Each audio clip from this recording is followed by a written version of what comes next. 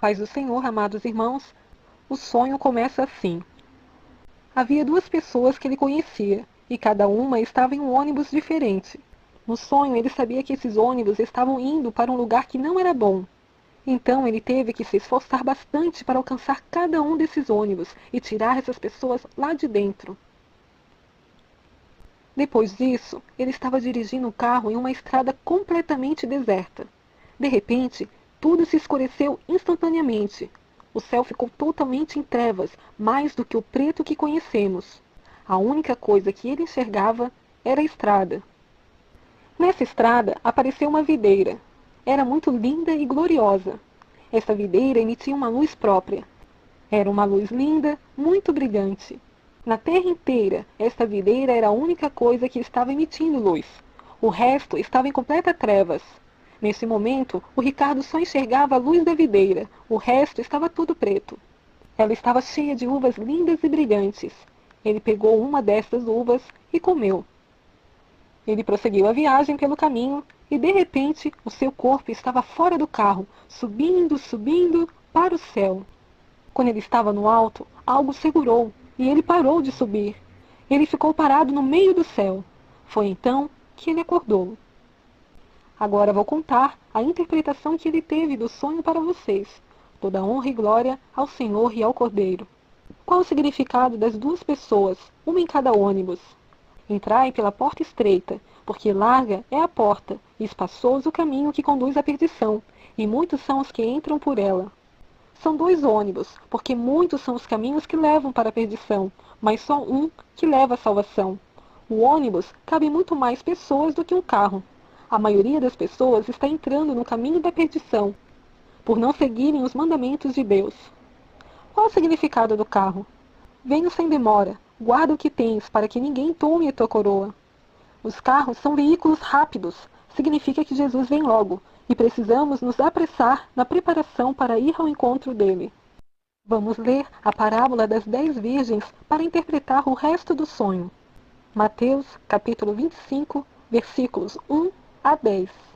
Então o reino dos céus será semelhante a 10 virgens, que tomando as suas lâmpadas, saíram ao encontro do noivo. 5 delas eram insensatas, e 5 prudentes. Ora, as insensatas, tomando as lâmpadas, não levaram azeite consigo. As prudentes, porém, levaram azeite em suas vasilhas, juntamente com as lâmpadas. E tardando o noivo, cochilaram todas e dormiram. Mas, à meia-noite, ouviu-se um grito: Eis o noivo! Saíram ao encontro! Então todas aquelas virgens se levantaram e prepararam as suas lâmpadas.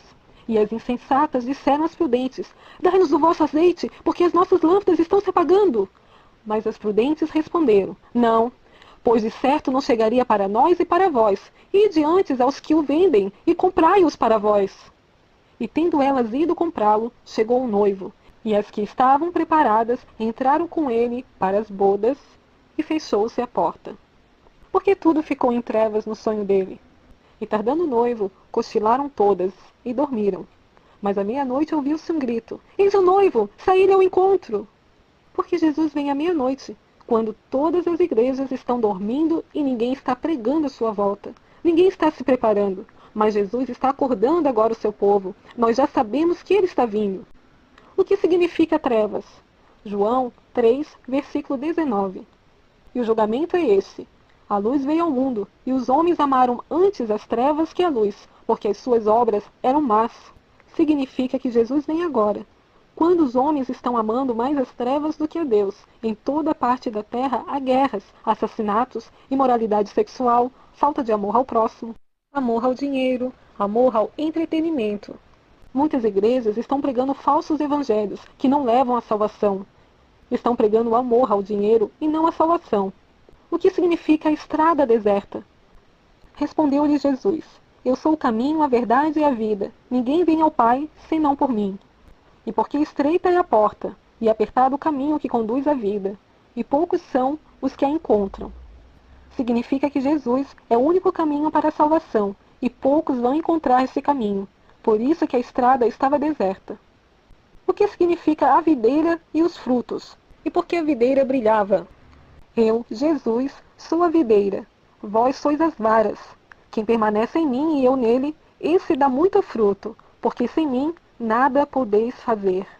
Jesus é a videira e precisamos estar em comunhão com Ele, para que a nossa vara produza fruto. Devemos reconhecer que Cristo é o nosso único Salvador. Foi Ele que morreu pelos nossos pecados. O mundo está totalmente em trevas e Jesus é a nossa única luz. Fique atento ao que os homens falam e pregam. Você deve conferir no Evangelho se falam a verdade ou não. Você deve conferir se está de acordo com o Evangelho. A palavra do Senhor deve estar dentro do seu coração. Quando Ricardo estava subindo, o que o fez parar no meio do céu?